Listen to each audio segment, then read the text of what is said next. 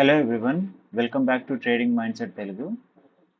So మనం అంతకుముందు ఏమనుకున్నామంటే down సైడ్కి వచ్చే ఛాన్స్ ఉంటుంది అనుకున్నాం. అప్పుడు లెవెల్స్ కూడా ఇచ్చినాం. అండ్ నెక్స్ట్ ఓపెన్ అవ్వడం మాత్రం బిగ్ గ్యాప్ అప్తో ఓపెన్ అయింది. రీజన్ ఏంటంటే టూ రీజన్స్ ఉన్నాయి.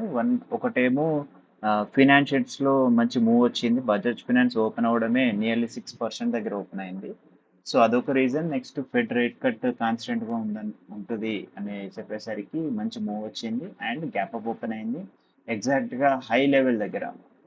సో ఇది న్యూ హై లెవెల్ 22,788. ఇక్కడ మళ్ళీ ప్రాఫిట్ బుకింగ్ స్టార్ట్ అయింది. సో రేపు మండే రోజు ఏం కావచ్చు. నార్మల్లీ గ్లోబల్ మార్కెట్స్ అయితే బాగానే ఉన్నాయి, బట్ మనకి ఎలక్షన్స్ ఉన్నాయి కాబట్టి సో ఎలక్షన్స్ అయ్యేంత వరకు చాలా వోలటాలిటీగానే ఉంటుంది. ఎందుకంటే మనకి అన్సర్టనిటీ ఎక్కువ ఉంటుంది. అంటే వాళ్ళు వస్తారా వీళ్ళు వస్తారా అంటే మీన్స్ బీజేపీ వస్తుందా లేకపోతే కాంగ్రెస్ వస్తుందా అనేది. ఒకవేళ బీజేపీ వచ్చిన మంచి మెజారిటీతో వస్తుందా లేకపోతే ఇట్లా. సో చాలా అన్సర్టనిటీగా ఉంటుంది కాబట్టి సో ప్రాఫిట్ బుకింగ్స్ ఎక్కువ వస్తూ ఉంటాయి. సో హై లెవెల్కి వెళ్ళే కొద్దీ ఎక్కువ ప్రాఫిట్ బుకింగ్ వచ్చే ఛాన్స్ ఉంటుంది. మళ్ళీ లో లెవెల్కి వచ్చినప్పుడు మళ్ళీ బయింగ్ వచ్చే ఛాన్స్ ఉంటుంది.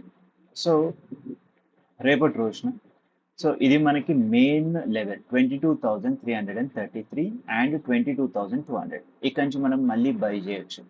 సో ఫస్ట్ టార్గెట్ వచ్చేసరికి 22,572 and 22,789.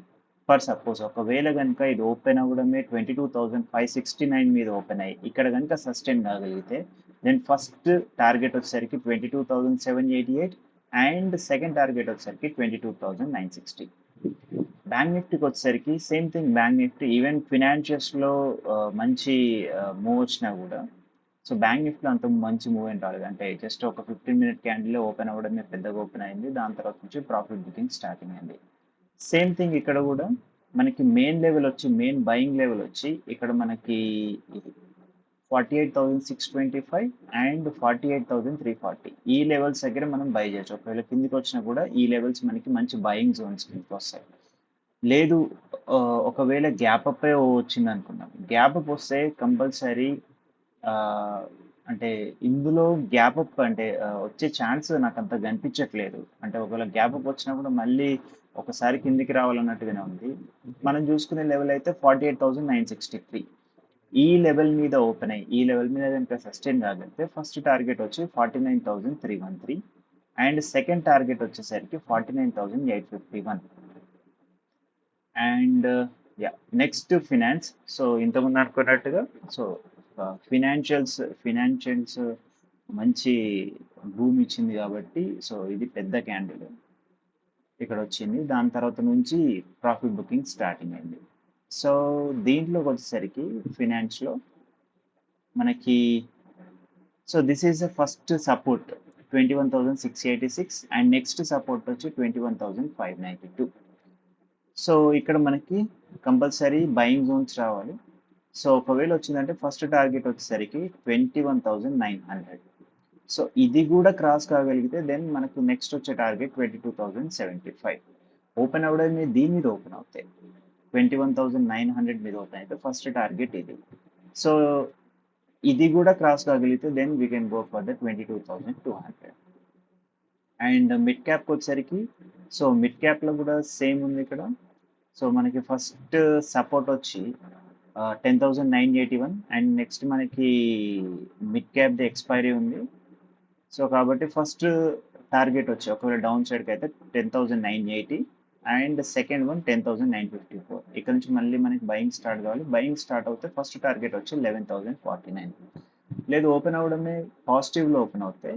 So first of all దీని మీద ఓపెన్ కావాలి 11,100 మీద ఓపెన్ కావాలి. ఫస్ట్ టార్గెట్ వచ్చి 11,148. వన్స్ ఒకవేళ దీన్ని క్రాస్ అయితే నెక్స్ట్ వచ్చే 2-3 డేస్లలో మనం